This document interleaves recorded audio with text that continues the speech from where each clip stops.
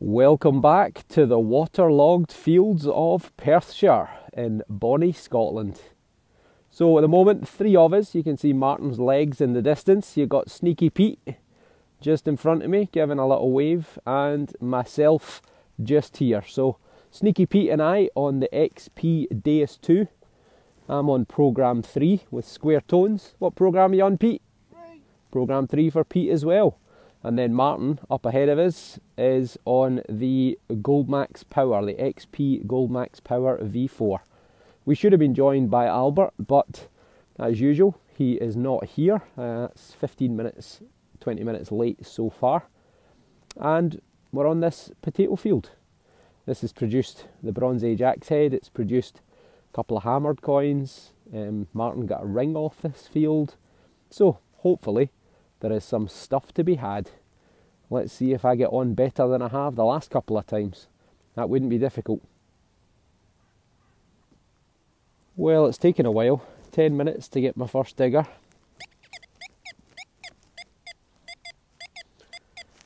And it's an 80. Let's do a wee live dig again. Don't think it's going to be a coin, but maybe a bit of lead or a bit of copper alloy. So we're out the hole straight away. Oh, drop my detector. There we go. And the moment of truth. Are we getting off to a flyer? Or is it Tin Can Alley? That there. That is it there. Doesn't look good. And it's not good. It is a thing. Something copper alloy. I think it's just some agricultural machinery. Oh well, on to the next. Quite a lot of fragments of glass around here. Greeny brown sort of colour. So we're not far away from a couple of old farmhouses, farm buildings, so it would make sense. They've been chucking their rubbish out in the field. But nearby I have this here.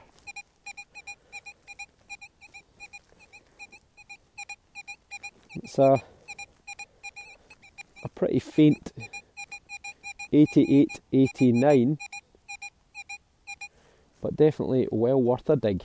Let's see what we get. It was a nice deep one. It's come out on the 4th spadeful, so we're talking full pinpointer depth, if not more. And solid 88 sounds much better now it's out. Could be maybe a wee Georgian coin, possibly. Oh, I think we might have a clod shot. We have. Oh, you beauty. That is a silver coin, or maybe it's a silver button. Come on. It's a coin. It's Victoria. Silver coin of Victoria. You beauty. What is that? Maybe a sixpence? Possibly. Oh, it is totally polished. There's no detail left on it. It is totally wiped.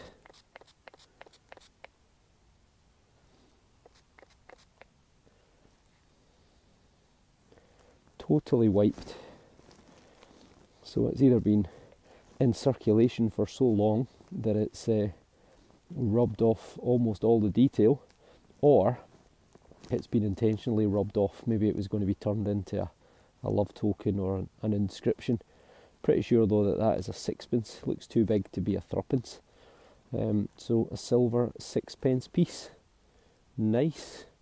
And date wise, we don't know because we've lost the date, but Victoria was on the throne from about 1836 to 1901, give or take. So that is sometime, I would say, in her later part of her reign, because it looks like a veiled head bust on the coin. which would probably put it sometime around 1890 to 1901, I'm guessing, but still solid silver. And on the first, well, second diggable signal. Great start. Marty's off to a flyer as well. He's got himself this beautiful big Georgian V penny, and he ruled from 1909 until 1936, if I remember rightly.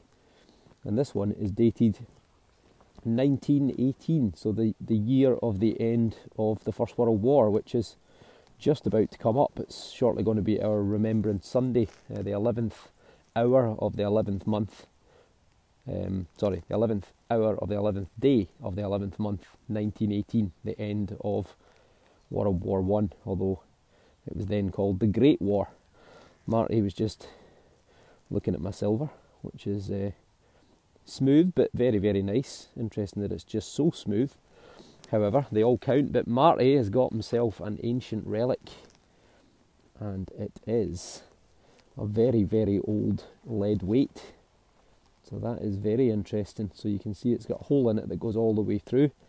This would be suspended from a steel yard, one of those old sort of swing arm type weight systems or sets of scales. And weight wise, what's that weigh, Marty? 2 ounces? Yeah. Probably 2 ounces, so that's about 28.375 grams to the ounce. So 28 and 28 is 56, 57, give or take, grams. So that is interesting. How old is that? It's a bit crudely made.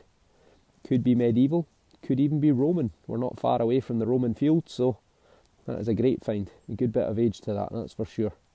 Well done, Marty. This one was a really weak 64. Not expecting anything particularly amazing. Maybe a bit of lead, but it was deep, whatever it was. In fact, it could be a button. What's that there?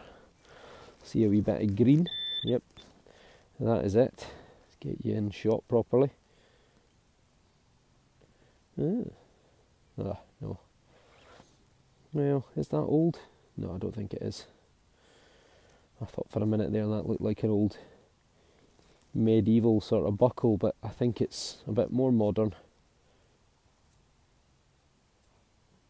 Yeah, pretty modern. Some sort of one of these sort of ratchet type tighteners, tensioners, I think. But yeah, it looks pretty modern to me. We have a solid 74. Might be able to get a wee dig out there. Is it out or is it not? It is, we're out.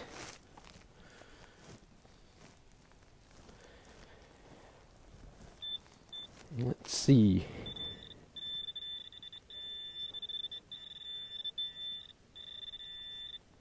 What's that? Aha. Oh.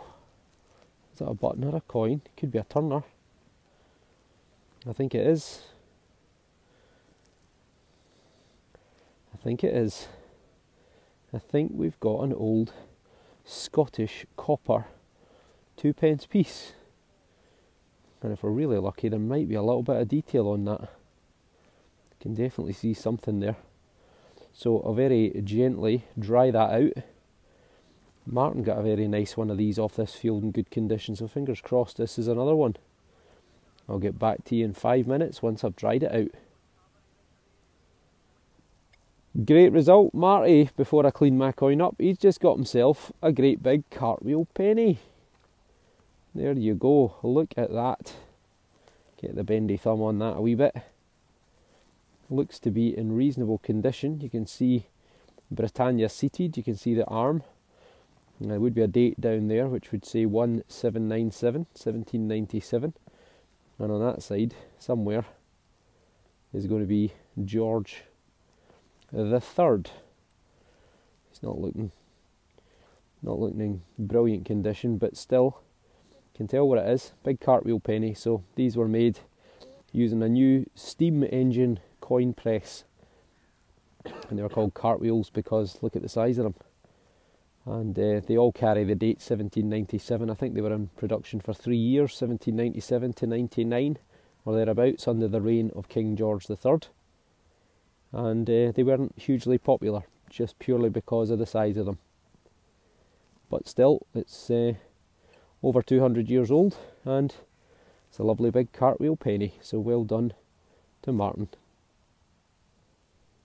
So basically it will say Jacobus James the 6th, DG, by the grace of God, Great Britain, Mag Britannia, France, et Hibernia Rex, France and Ireland King. And that is a little lion standing up on its back legs with 2 dots that tell you it's a 2p. It's a copper 2p of King James the 6th. Now he was the son of Mary Queen of Scots. And that is a beautiful find, really beautiful find. And he became King of England in 1603. So this coin must be from after 1603 because it mentions Mag Brit, Great Britain. Now if it was earlier than 1603, he was only King of Scotland, so it would have just said Scotland or Scotorum. So that is brilliant. Great coin, sometime between 1603 and 1625. And as I say, the son of Mary Queen of Scots. But because he was descended from Margaret Tudor, the older sister of Henry VIII, when Elizabeth, the first of England, died without children, he got the England job and he became James the 6th of Scotland, which he already was. He also became James the 1st of England. Brilliant, great find, over the moon with that.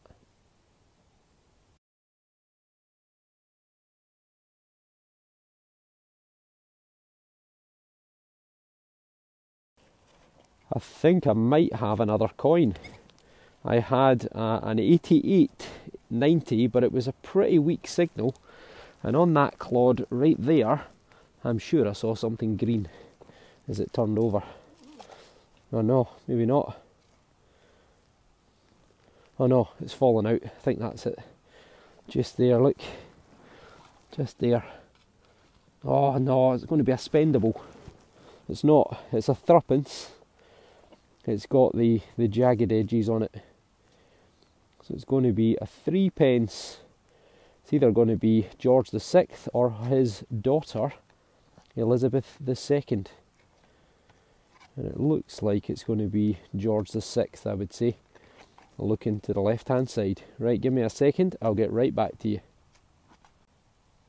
And as expected, it is George the 6th. You can just make out Georgius V1, De Gratia Rex, no, Brit, Omne Rex, Imp, Ind.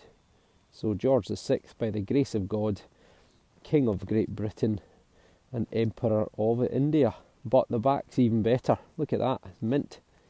3p, 1941. So I can't tell, does that mean it's either been facing that way in the soil or that way in the soil? Because I know always one direction seems to come off better preserved than the other, but I can never remember which. And you can see in the centre these 3 flowers, sea thrifts, and 1941. So in the early days of World War II, which started in 1939 and ended in 1945. So George VI, he married Elizabeth Bowes-Lyon in the 1920s, and he was the Duke of York. He should never have become king because his brother Edward VIII should have taken the throne, which he did, but after 9 months he gave up to marry Wallis Simpson. But Elizabeth Bowes-Lyon in the mid-1920s produced 2 daughters, first Elizabeth and then Margaret, and they were later the Queen and Princess, Queen Elizabeth II and Princess Margaret. Margaret, though, didn't outlive her older daughter. She was a bit of a party girl. She famously was very badly burned in a bath of hot water, and she lived the party lifestyle, smoked and drank heavily, had a stroke, went blind, and died about, I'm guessing, 15 years ago, give or take. So she didn't outlive her older sister Elizabeth II. But good, great coin, and number 3 of the day, so things are on the up. Here he is with his beautiful red gloves, but oh, the Searcher, sponsored by Searcher Metal Detecting Magazine. Marty, well done. Martin though has produced an absolutely beautiful coin, which is right here. They don't come out this good that often. You can just make out the figure facing to the left, and you can see Georgius 11 Rex. This is George II. So he was on the throne from about 1727 until 1760, and he was on the throne during Bonnie Prince Charlie and the Jacobite uprising of 1745, also known as the 45, which was Bonnie Prince Charlie's attempts to restore his father James VIII and III to the throne of not just Scotland but also England. And he was ultimately unsuccessful, defeated at the Battle of Culloden in April 1746 by the Duke of Cumberland. And the Duke of Cumberland was the son of this man, George II. The date unfortunately is gone. You can just make out 1-7, but the rest unfortunately is no more. You can also see Britannia in our early form, but that's a beautiful coin. Very, very nice. And slap bang from the Jacobite uprisings. Who knows who had this coin and who lost it? Brilliant find, Martin, well done. Okay, this one's a bit wishy-washy. Oh no. 81, it's a bit jumpy, but you know, I'm in the same area where I found the James coin, and also those that silver coin, and also the other coin, but it's out the hole.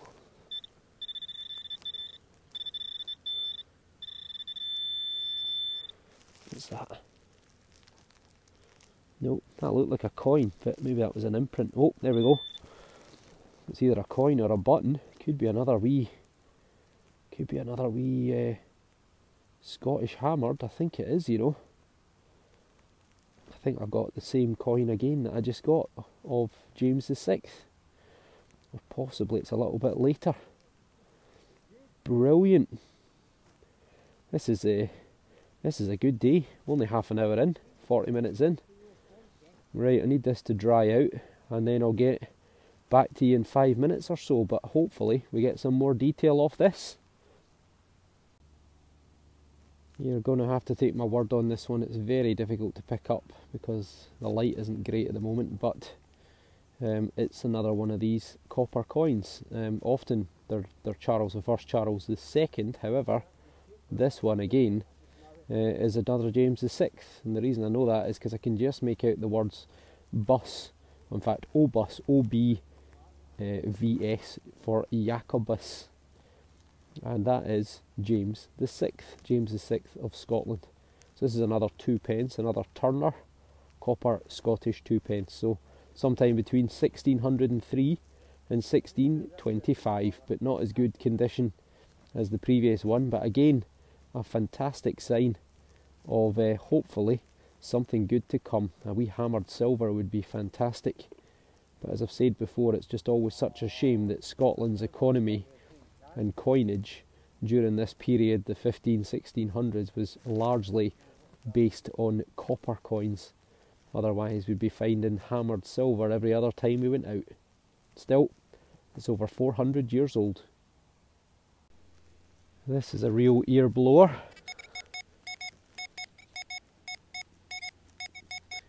'81, '82, could be a wee halfpenny. Could also be a bit of lead or aluminium. Let's get a wee spadeful out and see what happens. So we're out, not massively deep, which is not a bad thing.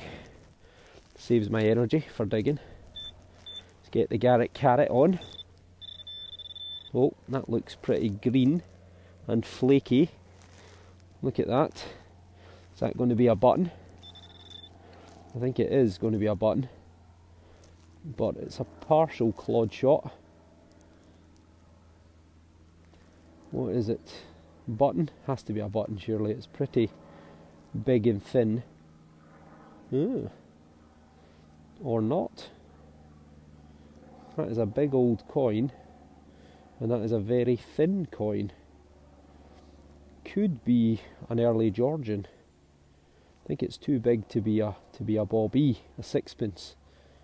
But yeah, that's pretty good. That is excellent. I mean, all these finds are all coming within a 10 or 15 square metre area. There is actual fact, this field that we're on, there is a crop mark in this field. It's a large rectangular enclosure, which is about 30 metres by about 60 metres. So there could have been an old house here or a farmstead. But either way, that is definitely a coin, so we'll give this a wee gentle dry out and get the bendy thumb on it, see if we can get some detail for you. This is the reverse of the coin, unfortunately beyond smooth, toasted, can't see any obvious detail. However, on the other side, we are in a better place. Get the bendy thumb to work on it. Now, you can see a head looking to the right hand side. You can see 111 Rex, which would make me think George III, King. However, see the little tuft up here on the top of his head, and also the fact, look how thin that coin is. I wonder if this is Gavilimus 111 Rex, William III, William of Orange. So if it's William of Orange, then that would put it sometime between 1688 and 1702, give or take. And if it was George III, well, that would be 1760 to 1820. So what do you reckon? William or George? Let me know in the comments below. But either way, it can't be any. It has to be at least 200 years old. But it could be over 300 years old. Let me know in the comments below. But what a day I'm having so far. That was my Gavilimus or possible George III right there. I've only walked to here and 77, which is within the realms of another Turner, another copper 2p. So let's give it a bash and see. We're out the hole, but it's sounding a little bit energetic. Oh, what's that? That is a bit of lead, and that could well be a lead seal. It is a lead seal. Don't get many of them off this field. There we go. Looks pretty Russian to me, which they normally always are. Certainly from the Baltic sort of region. If they're not from Russia, they're from Lithuania, Latvia, Estonia, and so on. But can't see a date on it, on that side at least. We've got N132, I think that says. And on that side, what have we got? Never know which way's up. Nope, no date that I can see. Unless you're all shouting at the screen going, there's a date there. Nope. So it's probably going to be sometime 17 into the middle part of the 1800s, but it's another flax seal. So off of bales of flax that were then spun using mills and power of water wheels into linen. So it's a nice find. And there did used to be an old flax mill just about 50 metres away from where I am, so I'm surprised we don't find more of these. But a great find, yet again. Okay, Martin has struck gold. There it is, he's got himself a bit of porcelain with a wee goldy decoration. We're assuming that must be off maybe an ornament, a wee decorated plate or a little statue or something. But he's got himself another steel yard, which has got this big iron loop set in it. I've given it a wee brush down, and it's actually got a little star design on the bottom. I don't know if that's just the way it's been made or whether that's been some sort of stamp. However, it's bigger and heavier than his last one. It's probably going to weigh, what, quarter of a pound, half a pound. Yeah, I would say. 454 grams to the pound, so if it's probably a quarter of a pound, so that's going to be about 120 grams, getting on for 4 ounces, 5 ounces, and it's got this iron loop set in it as well. But again, it could be pretty old. Could be, yeah, the star. It could be medieval, could be Roman, could be post-medieval. I mean, let us know in the comments below. But good find for Martin yet again. Just in case you've forgotten what country we're in, Fletch, take it away. Scotland! No, I can't see because of your hands. Pull your arms out. No, I need to see the writing. No, the other. There we go, look at that. Look at that physique. Eh? But Fletch has got himself, he's just arrived. What time do you call this? You're almost 2 hours late. He's got himself what he reckons is an arrowhead. What do we think, folks? Has he got himself an ancient arrowhead, or is it the top off of a railing? I'm going with the top off a railing because it looks like it's iron to me. So yeah, I'm afraid that's what we call junk in this business, I'm afraid, Mr. Fletch. And that's an arrowhead. There he is, sponsored by Scotland. Arrowhead. Well, on the back of that arrowhead, railing,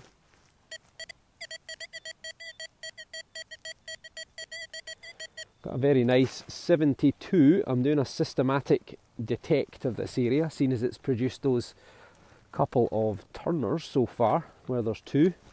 There could be more.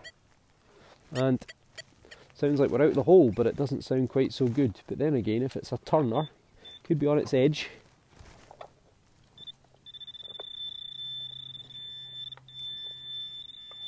Nope, that is not a turner. That is a piece of lead, I think. It's a bit mangled. Is it something, or is it just a wee scrap? Let's get the toothbrush out.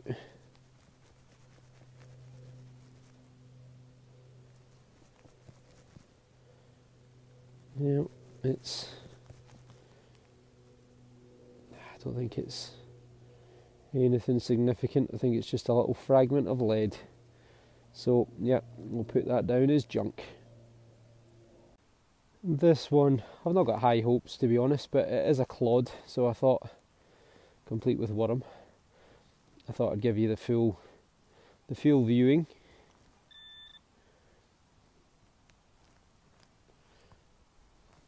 That's it there, wee bit of lead. Yep, it's a little bit of lead. I think that might be, I was going to say window glass, but then it looks like it's got a couple of sort of rivets on it.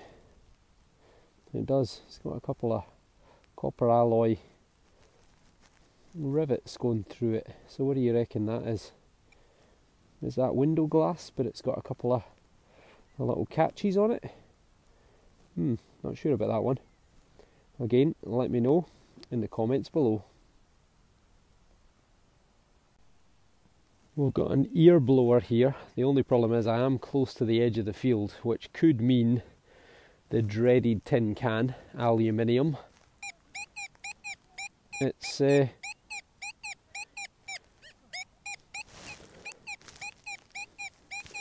88, and look who's here. Lexi the Wonder Dog tearing across the field. So maybe that's a good sign. Our lucky charm. Right, let me try and dig this out. Ground is not quite so soft at this point. Let's see if it comes out in the first spadeful. Make life easier. And the answer is no, it doesn't. Right, spadeful number 2.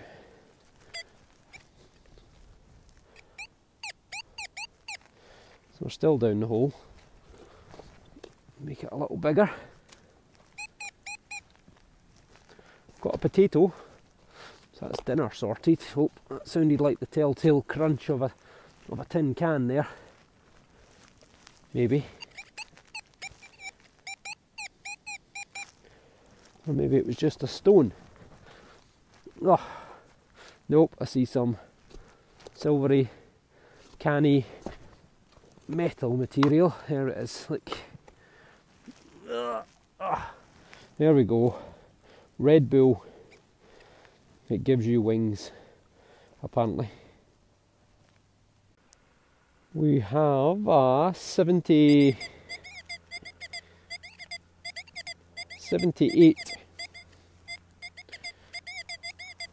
It's not the best of signals, but could either be deep or it could be a little turner again, so we're going to give it a go. Pete can always find you the weirdest of stuff. Look at that. He's got the winder for a car window. The old days before electric windows existed. He's also got himself not one but two little copper alloy things. What are they? Bangles? Annular brooches that have lost their pins? Who knows? Could be ancient. Version. Oh, he's got three. So, Lexi's here. Hello, Lexi. Oh, you've got a potato. She's always got a potato. She's always got a potato, is Lexi. Could it be an annular brooch? Can't see a recess for a pin on any of them yet. Nope. Don't know about that one, Pete. Could be ancient, could be not. I favour probably not. Probably not. And then Pete's got himself, find of the date, spendable 2p of Elizabeth II. Date have we got? 1989. So there you go. Get himself some treats. Oh, he's got himself a turner as well. Another copper 2p. Look, you can see the thistle on it on that side. Just about. So that is later. That is not James VI. That is Charles I or Charles II. So 1625 to 49 or 1660 to 1685. But shows you people were still here around that period. You can see the little thistle right in the middle. Then he's got himself not one but 1.5 lead seals. This one's broken, but there's been something on it somewhere. This one though is not broken, and that is also in Russian. No signs of a date though, but I reckon probably the early part of the 1800s to the middle of the 1800s. Random something. Bit of random something, which is, yep, just random something. Pretty plain for him. And then a coin that is toasted. Bendy thumb, come on, you can do it.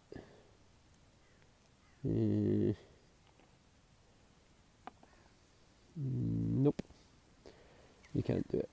So that is going to be, I reckon, George the First or George the Second, because it's a regular shape. It's a bit fatter at one end than at the other. So I'm reckoning George the First would be 1714 to 1727. George the Second, 1727 to 1760. So I reckon it's one of the two of them. But either way, not a bad day for Pete. Not a bad day at all. Well done, Mr. Pete. Is that you? You had enough? I bought on my walk back. Okay, so you can all say farewell to Mr. Pete. And no doubt you'll see him on the next dig. Right, I've finally, I think, got this one out the hole. It was a very, very deep signal, and it's now somewhere over there, but it sounds a bit bizarre. Came out in the last spadeful, which is about there, I was just about to say.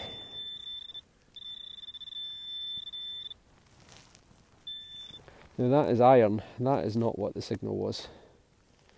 No way, that is a big iron nail. That is definitely not what the signal was. There must be something else. There is something else. Oh! That is, it's a spoon.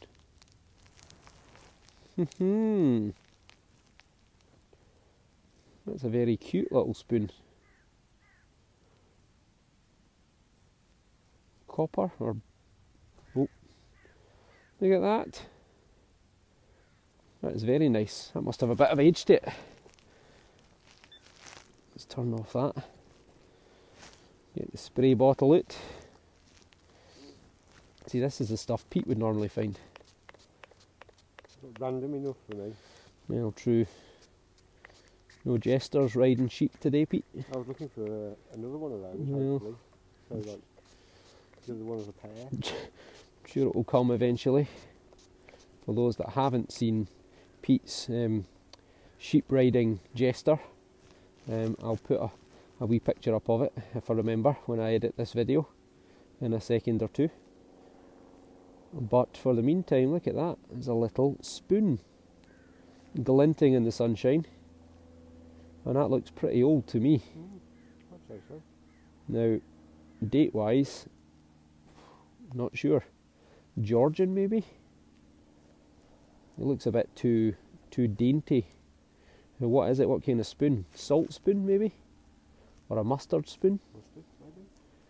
But either way, it's very, very small, or it could just be a child's spoon, I suppose. But that is a very nice find. I like that a lot. So I can't see any markings. Give me a minute, I'm just going to dry it off and check for some markings. I'll be right back. I just said to Pete for a laugh, what we need is an eye loop. And what does he have in his pocket? He's got a sponsored XP Detectorist eye loop. Not one, but two lenses. So you can either use it as binocular or two different strengths maybe. So had a wee look through it, but unfortunately can't see any detail. But look at him, comes prepared for everything, doesn't he? Sponsored by XP Detectors. Well done, Pete. So I've had a good look at this wee spoon. Get you back into the sun. I can't see any decoration on it, but either way, it is still a really nice find. I like that a lot. And I'm going to stick my neck out. I'm going to say that that's Georgian. 1760 to 1820, possibly. And I think it's maybe a salt spoon or a mustard spoon or a child's spoon for feeding them. But as you can see with the hole there, that was deep. That was about 9 inches, 10 inches down. So well done for the XP Deus 2. And it was also masked by iron. You saw that big iron nail that came out as well. So well done, XP Deus. Let me know your thoughts in the comments below. Right, the boys have caught up with me, and it looks like Sneaky Pete, the sneaky little devil that he is, who's always fantastic at finding lead. He's like a magnet to lead. It's like he wants to die from the toxicity. But he has found this, and this, I think, is the find of the day. This is a great big lump of lead. Okay, from this side, doesn't look particularly spectacular. You would say that's just going to be junk. But turn it over, and what the hell is that? That is like a sheep or a beast. I think Pete's saying woolly mammoth with a little figure. Look, there's a foot and a bent leg and an upper body. Like a horn. That looks like a horn. Maybe. Yeah, I think you're right actually. Now what is that? So it's flat, as if it would have either been mounted on something or it was designed to go up against a wall. And that is, without doubt, one of the strangest things I've ever seen. The question is, what is it? And how old is it? You know, generally when things are made of lead, they've normally got quite a bit of age to them, because people started to make things from pewter and, you know, more human-friendly metals than toxic lead. So could that have a bit of age to it? Could it be medieval? Could it even be Roman? I've got no idea is the answer, but either way, that is one of the strangest looking things that we've had out of a field. Even stranger than Martin's giraffe that he got last week, which was epic, but it was made of plastic. This, on the other hand, is lead. So what do you reckon to that? That is bizarre. bizarre. Well done, Pete, for finding, without doubt, the strangest find that we've had in a long time, but that is definitely find of the day. Well done, Sneaky Pete, the lead magnet. This one was a 58, didn't sound great at all. I just took a spade fill out just to double check. Sometimes the signals get better. It wasn't very deep and it came through a lot better sounding, but no, it's more of the dreaded tinfoil. Strongbow, which is a cider. Damn. Another quick catch up with Marty. He's got this coin here. It's a bit worn, a bit smooth on the back. However, on the other side, you can just make out a head looking to the left hand side with the letters 1-1. And I think it is Georgius 1-1 Rex. George II. So same as his previous coin. And again, you'll see it's in pretty good condition in terms of detail because it is a copper coin. They don't do very well, but clearly this field, sandy, they're coming out pretty good. So 1727 to 1760, and as I mentioned before, he sent his son to the north of Scotland near Inverness to deal with Bonnie Prince Charlie and the Jacobites, crushing them at the Battle of Culloden in 1746. Nice coin. Okay, I'm joined. I've got a full surround of people watching me. There's Marty just stepped on my gold noble. 52. I reckon it's going to be a button. Fletch reckons it could be a coin. Feels like it's lead, to be honest. Feels heavy. Nope, it's neither. It's foil.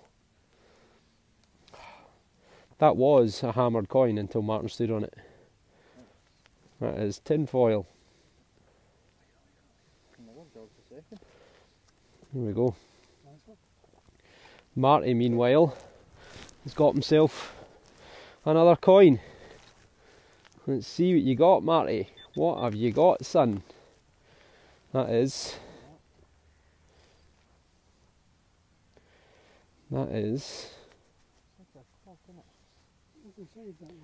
George II. Looking to the left. Pretty crusty, but yep, still identifiable. George II. So 1727 to 1760. Can't see any more detail on it, but it looks like a halfpenny of George the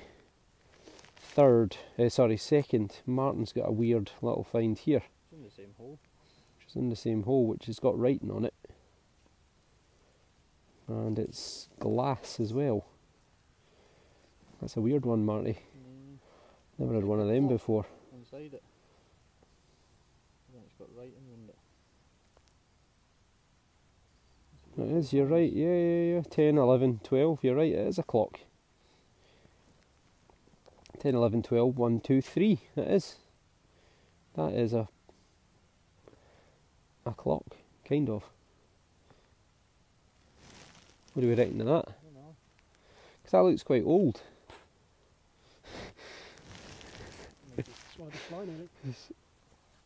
Mr. Fletch eating insects again. I'm always telling him to stop, but he just doesn't listen. Broke at 3 o'clock then, isn't it? What do you reckon that is made of?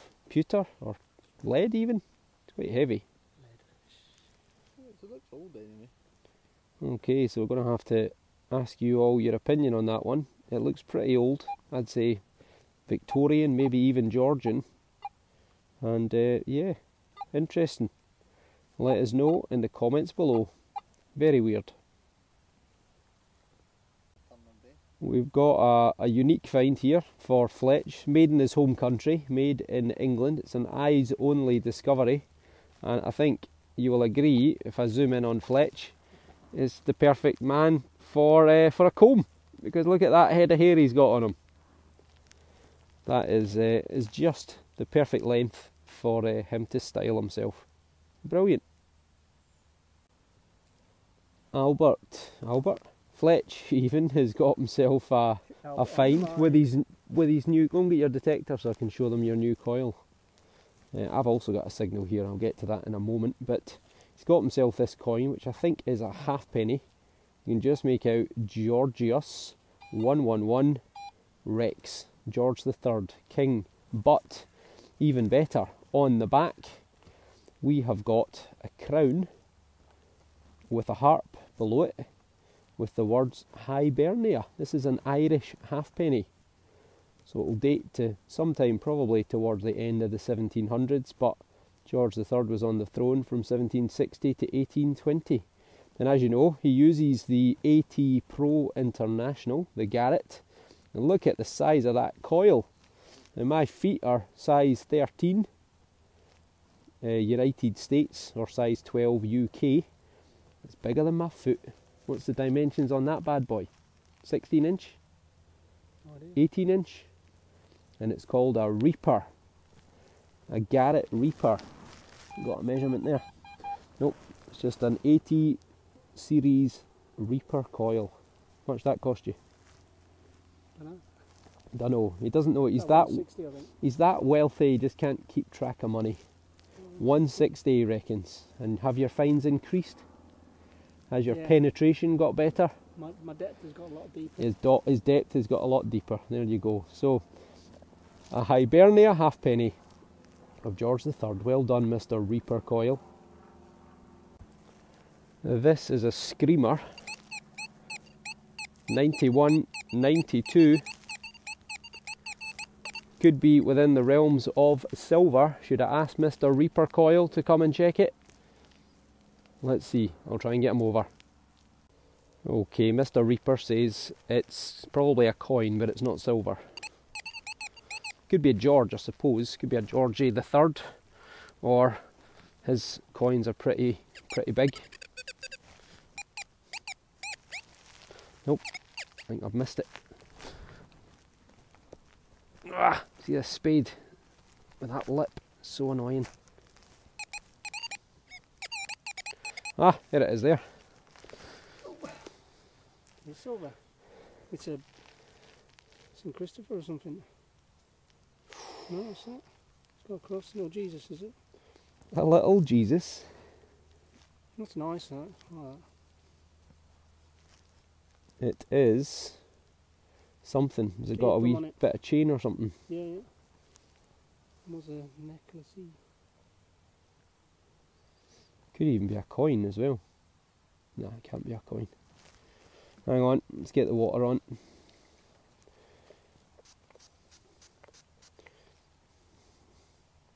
That's not silver. You can see copper coming through. It's maybe got a silver plate on it.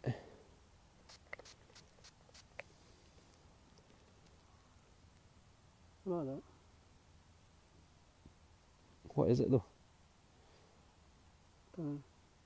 Latin? French?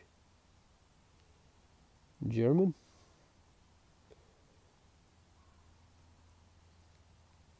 Revisense 1692. Sankt Andreas. Spanish? Saint Andreas. Saint Andrew? Surely not our patron saint, Saint Andrew. Well, he is a patron saint of other countries. He's a patron saint of Tenerife, for example. Sancta Andreas. Yeah, Saint Andrew. It could well be Saint Andrew. Right. Reviviscence 1692. I've got no idea what that means. It's obviously been attached to a chain or a key fob or a something. It does look a bit like a coin though. Ernestus Augustus de Gracia, EPOSNDBRA Lun. And Fine Silb, SILB. Right, I'm going to need to use the power of the internet here and see if we can figure out what this might or might not be. Be right back. Going by the power of Google, it's a 1/3 thaler from Brunswick, Ludenberg and Kahler, or somewhere like that, from the German states. Now, which incidentally, George I was king of. And George I in 1714 went on to also become King of Scotland and England, the United Kingdom, Great Britain. So apparently it's a 1, in fact I see now the 1/3 at the bottom there. So it's a third of a thaler from the German states. So that is interesting. Now, to me it looks like this might have a copper core, but the internet says it's solid silver. Maybe it's some sort of copy or reproduction or such like, but either way, the one that we see online looks identical to this and has the same date of 1692. So, what do you reckon to that? Let me know in the comments below, but either way, I'm made up with that. Brilliant. Also, I forgot to mention, it is St Andrew, the patron saint of Scotland, but I did mention he was patron saint for lots of other countries other than just Scotland. So he was a disciple of Jesus. He refused to be crucified on a cross in Patras, which is modern day Greece or Turkey, back around 60 AD or thereabouts, and instead he had the cross turned to an angle, so he was crucified on an X rather than a cross, and that's the reason Scotland has a flag, a white cross with a blue background, which is called the St Andrew's Cross, also known as the Saltire, and that's to represent St Andrew, our patron saint, and his white cross, or the white cross is his cross, if that makes sense. Brilliant. Not convinced it's original though, because I'm pretty sure I can see copper coming through, but maybe that is just because it's been in the ground. But let me know in the comments below. Well, that is me. I'm back home, and I just realised I forgot to do a summary. I forgot to do an end of detecting. But an excellent day. These two small coins at the top are both of King James VI of Scotland, who later went on to become King James I of England in 1603. And they're both turners, which are copper 2p pieces. You can just make out the thistle on the one on the right. There's a lion on the reverse. Got this interesting little, which I think is a silver coin, that's then been turned into a little medallion with St Andrew on the other side. And then what I think is either a William III or a George III halfpenny, the Queen Victoria silver, and look at that lovely little spoon. I think it's either going to be a salt spoon or a mustard spoon, but let me know in the comments below. So that has been a fantastic day for me today. Some great finds. And let me know in the comments what you think everything may or may not be. As ever, thanks for watching. Hope you enjoyed the dig, and my luck has returned. We'll see you on the next dig. Thanks for watching, and if you don't already, hit the subscribe button, and I'll see you on the next dig.